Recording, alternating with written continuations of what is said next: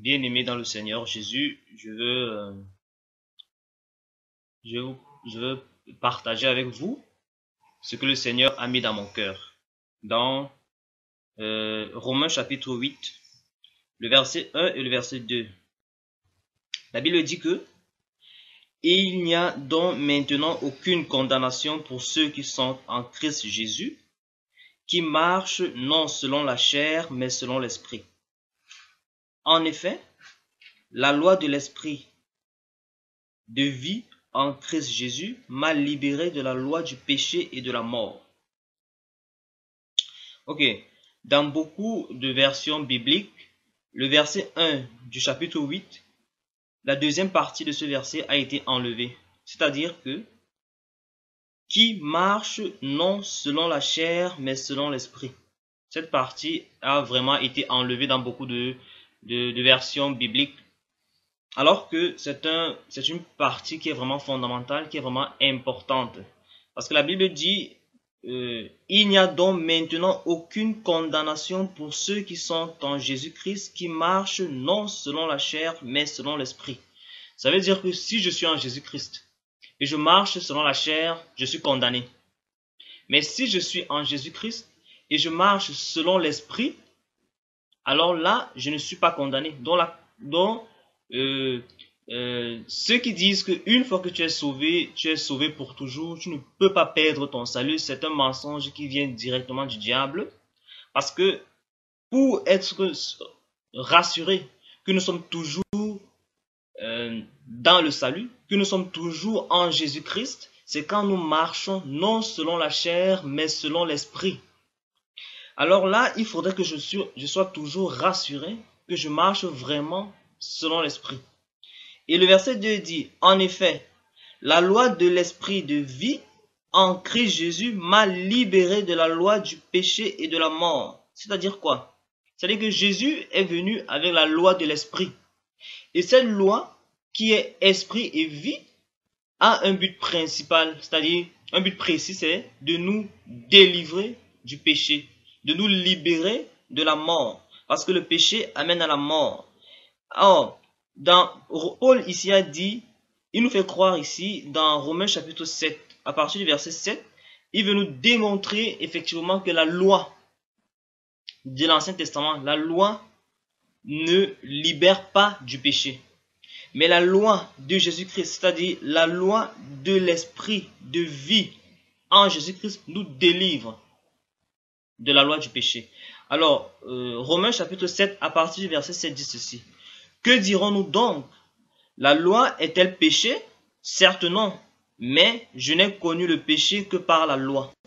Car je n'aurais pas connu la convoitise si la loi n'avait dit « tu ne convoiteras pas ».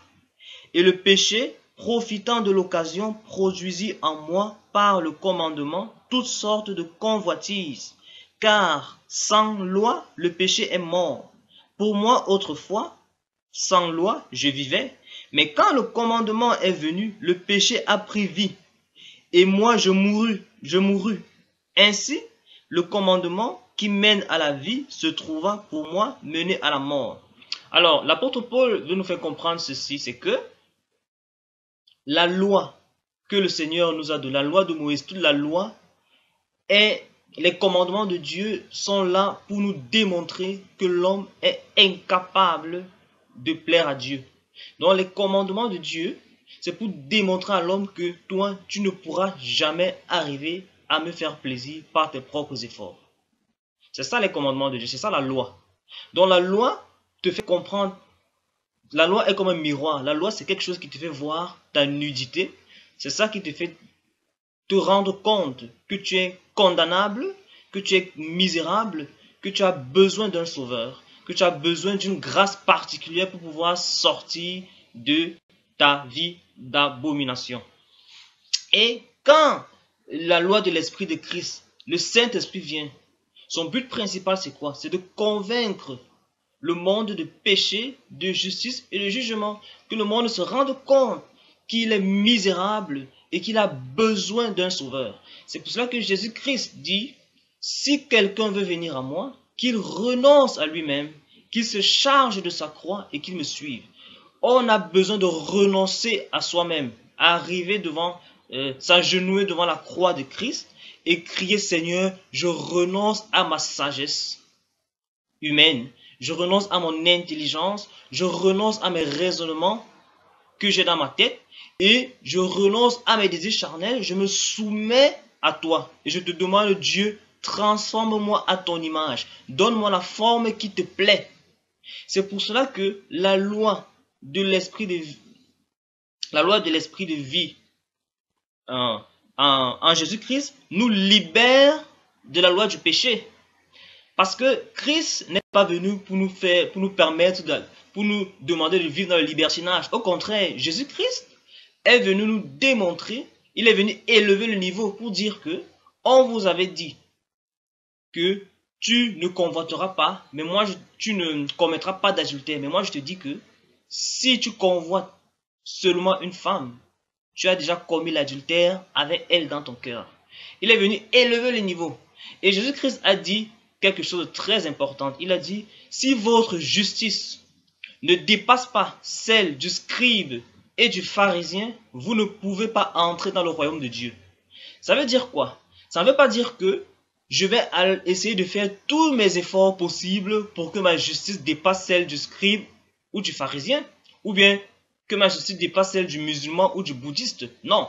Ce que le Seigneur est en train de vouloir expliquer ici, c'est quoi? C'est que si tu renonces à toi-même, à tous tes efforts, à toute ta mentalité mondaine, à toute ta sagesse humaine, ton intelligence, et tu deviens comme un petit enfant qui a besoin d'être enseigné par son père, qui a besoin d'être conduit par son père, conduit par le Saint-Esprit, Dieu qui va circoncire ton cœur, qui va te travailler, va t'amener à un comportement naturel qui va dépasser celle du scribe, celle du pharisien, qui va dépasser naturellement celle du musulman, celle du bouddhiste.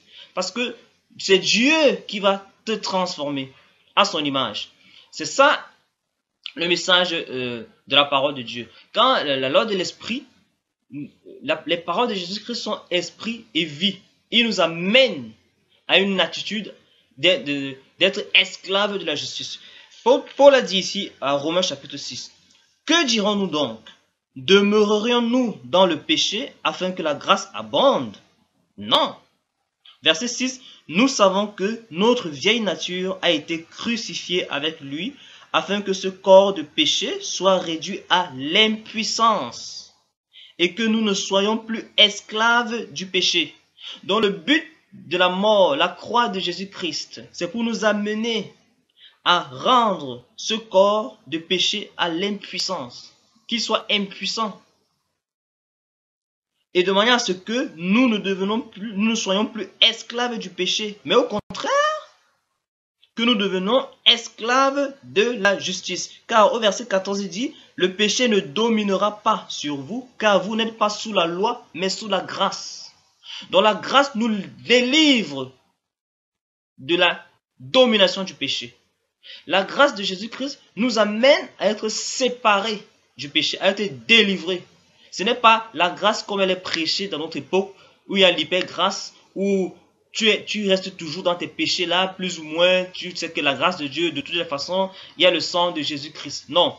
La grâce de Jésus-Christ nous amène à faire mourir notre vieille nature charnelle qui est incapable de plaire à Dieu. C'est pour ça que Dieu a dit renoncez à vous-même, parce que la chair ne peut pas plaire à Dieu.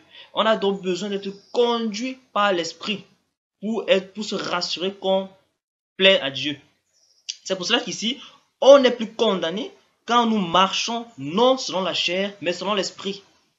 Donc, la parole de Dieu, prêchée, conduit par le Saint-Esprit, doit nous amener à faire mourir ces désirs charnels que nous avons, afin de marcher conduit par l'Esprit. Parce que la chair est un obstacle à l'action de l'Esprit dans nos vies.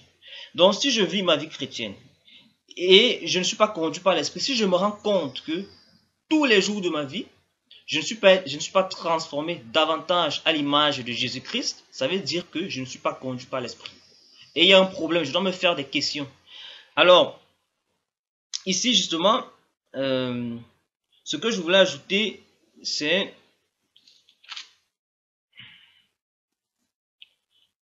la Bible dit au verset 15 du chapitre 6, « Quoi donc? Pécherions-nous parce que nous ne sommes pas sous la loi, mais sous la grâce? Certes non. Donc on ne peut pas vivre dans le péché sous prétexte que nous sommes sous la grâce. C'est faux. Je fais un exemple simple parce que comment est-ce que le Seigneur voudrait nous délivrer? Parce que la Bible dit que la foi vient de ce qu'on entend et ce qu'on entend vient de la parole de Dieu. Parce que c'est la parole de Dieu qui nous donne la foi nécessaire, qui nous amène à abandonner le péché. Parce que Dieu, qu'est-ce qu'il veut? Dieu veut, le Saint-Esprit enfonce les clous dans notre cœur. C'est lui qui met la conviction dans notre cœur et c'est ce qui se produit dans le cœur qui nous amène à nous séparer du péché de manière naturelle. Je fais l'exemple d'un enfant. Imaginez, vous êtes un parent, vous avez un enfant, vous savez que vous dites à votre enfant, la prise, de ne pas se rapprocher de la prise de courant parce que vous savez qu'il risque d'être électrocuté.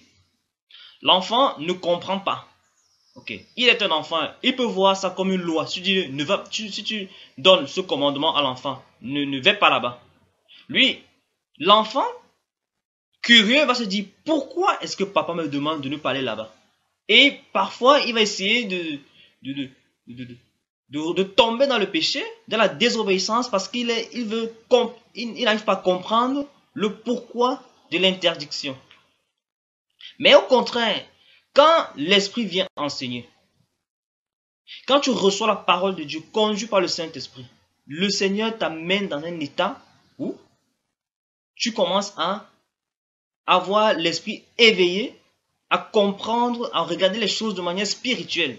Alors l'enfant, si l'enfant est au contraire enseigné par son père, c'est-à-dire l'enfant essaie de comprendre le danger qu'il y a sur la prise de courant, l'enfant ne va même pas y aller parce qu'il aurait compris qu'est-ce qu'il y a derrière ces choses-là. Et c'est comme ça que l'enfant naturellement obéit à son père sans faire d'effort. Il est délivré. Donc Jésus-Christ est venu avec la loi de l'esprit de vie pour nous amener à comprendre les choses spirituelles et ainsi d'être délivré. Parce que si je fais comme je veux, si j'ai un esprit, un cœur rebelle, endurci, c'est normal que je ne peux pas comprendre les Écritures. Parce que si je ne renonce pas à moi-même, si je ne renonce pas à ma sagesse humaine et je ne fais pas confiance à mon Père, je ne pourrai pas comprendre les Écritures. Et je vais méditer la parole de Dieu avec un esprit qui m'amène à chercher les versets bibliques pour convaincre mon péché, pour justifier mon péché. Et c'est comme ça que je vais marcher, conduit par la chair et non par l'esprit. Et tous les jours, je vais crier que je suis chrétien, alors que je suis conduit par la chair. Alors que l'esprit de Christ, quand tu renonces à toi-même, quand tu t'agenouilles devant la croix de Christ, tu dis, Père, je suis un enfant. Révèle-toi, révèle-toi à moi, enseigne-moi ta parole. Je veux comprendre les oracles de Dieu. Je veux que tu te révèles à moi. Je veux me soumettre à ta volonté. Le Seigneur te révèle quels sont ses enseignements, qu'est-ce qu'il veut t'enseigner. Il te fait comprendre le pourquoi de chaque commandement. Et c'est comme ça que naturellement, tu es délivré. Tu ne le fais pas parce que c'est une loi, mais tu le fais parce que tu as compris. Et même si tout le monde est contre toi, tu ne tomberas plus parce que tu as été délivré. Et maintenant, tu pratiques naturellement les œuvres de justice. Parce que si quelqu'un, moi je vois parfois les frères, je vais faire l'exemple. Un frère se met à prêcher la parole de Dieu dans le train. Il n'a pas le ticket du train. Si le contrôleur arrive, on se rend compte qu'il n'a même pas le ticket. Est-ce que les gens vont apporter une crédibilité à sa parole? Parce que là, il est en train de souiller le nom de Dieu. Oh, Dieu est tellement puissant que même si tu n'as pas les moyens, il va, par la foi que tu auras, il va te fournir les moyens nécessaires pour que tu sois en règle avec la société, de manière à ce que le nom de Christ ne soit pas blasphémé. C'est ça marcher dans la sanctification. Ne tordons pas le sens des Écritures sous prétexte qu'il y a la grâce de Jésus-Christ. Je n'ai pas les moyens, Dieu comprend. Dieu ne comprend pas. Dieu veut t'amener dans un état de sainteté. Par exemple, quand on parle souvent des messages où on dit les gens, quelqu'un peut-être va exposer son corps en public, ou peut-être aller à la plage devant où tout le monde est habillé en bikini ou en caleçon. Les gens disent qu'il ne faut pas juger, Dieu regarde au cœur. La parole de Dieu est là pour nous éclairer, parce que Dieu a dit, soyez transformés par le renouvellement de votre intelligence afin de discerner quelle est la volonté de Dieu. Quand tu as déjà cet esprit-là de raisonnement, cet esprit qui ne veut pas connaître la volonté de Dieu, cet esprit qui lit la Bible pour chercher les passages qui vont justifier ton égarement, comment est-ce que Dieu va t'éclairer? Comment est-ce que tu vas être transformé par le renouvellement de ton intelligence pour discerner quelle est la volonté de Dieu? Ce n'est pas la volonté de Dieu qu'une personne aille à la plage exposer son corps. Mais il faut être éveillé par l'Esprit Saint pour discerner cela. Parce que quand Dieu a habillé les sacrificateurs dans l'Ancien Testament, il a dit, les sacrificateurs, il a empêché, il disait que les sacrificateurs ne devaient pas monter sur des degrés, de peur que leur nudité ne soit pas découverte.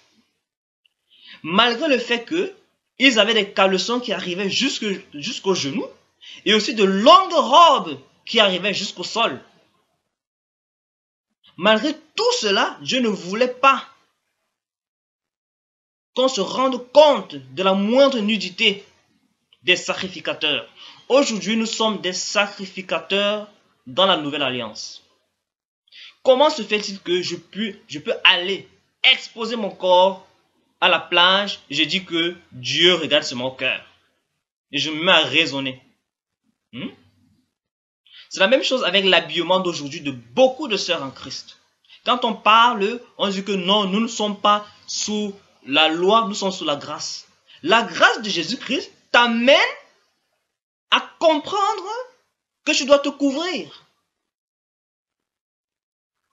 Dieu regarde au cœur, mais c'est toi qui regardes à ton aspect physique.